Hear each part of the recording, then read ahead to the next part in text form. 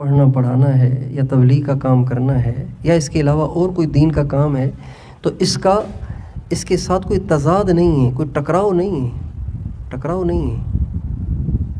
نہیں ہے، بلکہ یہ سب ہو سکتا ہے، سب ساتھ ہو سکتا ہے، اور ہمارے اکابر نے ساتھ کیا ہے۔ حضرت مولانا الیاس صاحب رحمۃ اللہ علیہ جب 7 سال کے تھے تو ان کے جو بڑے بھائی تھے حضرت مولانا یحییٰ صاحب، وہ ان کو لے کر گئے حضرت مولانا رشید احمد گنگوہی رحمۃ اللہ علیہ کی خدمت میں، اور 13 برس ان کی خدمت میں رہے، ان سے بیعت ہوئے، پھر 13 برس ان کے پاس گزارے۔ ہمارے یہاں تو لوگ بیعت ہوتے ہیں پھر پتہ ہی نہیں چلتا کہ وہ کہاں اور پیر کہاں اور مرید کہاں۔ 13 برس مولانا الیاس صاحب نے ان کے پاس گزارے، یہاں تک کہ عمر 20 سال ہو گئی اور حضرت گنگوہی کا انتقال ہو گیا۔ تو حضرت مولانا الیاس صاحب رحمۃ اللہ علیہ حضرت شیخ الہند مولانا محمود حسن رحمۃ اللہ علیہ کی خدمت میں حاضر ہوئے کہ حضرت گنگوہی تو چلے گئے، اب آپ مجھے اپنی سرپرستی میں لے لیں، آپ مجھے بیعت کر لیں۔ تو فرمایا کہ نہیں، آپ مجھ سے نہیں، آپ جا کے مولانا خلیل احمد سہارنپوری صاحب سے بیعت ہو جائیں، وہ مجھ سے بڑے ہیں۔ چنانچہ مولانا الیاس صاحب پھر حضرت مولانا خلیل احمد سہارنپوری رحمۃ اللہ علیہ سے بیعت ہوئے اور کتنا عرصہ ان کے ساتھ گزارا، اور اس کے بعد ان کے خلیفہ بنے۔ اس کے بعد انہوں نے تبلیغ کا کام شروع کیا۔ تو تبلیغ کا کام اللہ نے جو اتنا بڑا کام لیا تو ہر آدمی نہیں کر سکتا، وہ تو ان کے اندر کچھ صفات تھیں، یعنی اہل اللہ کے پاس رہ کر وہ ایسے بن گئے تھے کہ اللہ تعالیٰ نے ان کے لیے کروڑوں انسانوں کی ہدایت کا فیصلہ کر لیا۔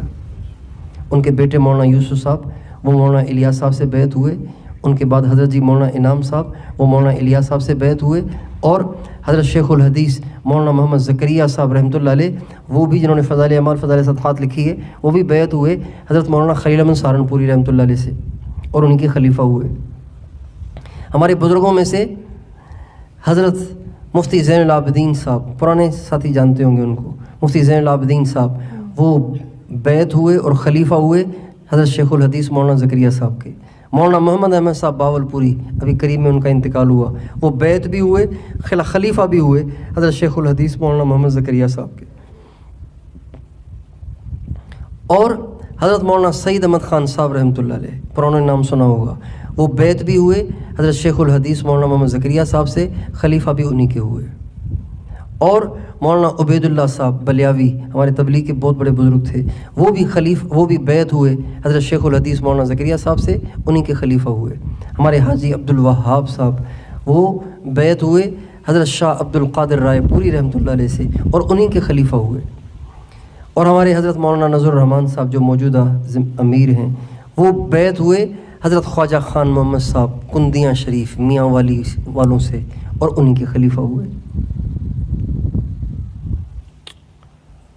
حضرت مولانا احسان الحق صاحب وہ بیعت ہوئے حضرت شیخ الحدیث مولانا محمد زکریا صاحب سے، اور انہی کے خلیفہ ہوئے۔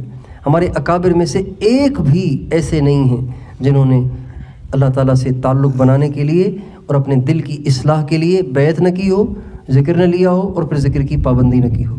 حضرت مولانا انعام الحسن صاحب رحمۃ اللہ علیہ جو پوری دنیا کے تیسرے امیر تھے، روزانہ 40,000 مرتبہ اللہ اللہ اللہ کا ذکر کرتے تھے۔ کتنی دفعہ؟ بلا ناغہ 40,000 مرتبہ ذکر کرتے تھے۔ اب ہم آج تبلیغ کا کام کرنے والے ہم لوگ ہیں، تو اب ہم تبلیغ بھی کرتے رہتے ہیں، غیبت بھی کرتے رہتے ہیں، تبصرے بھی کرتے رہتے ہیں، تنقید کرتے رہتے ہیں، پتہ نہیں کیا کچھ کرتے رہتے ہیں۔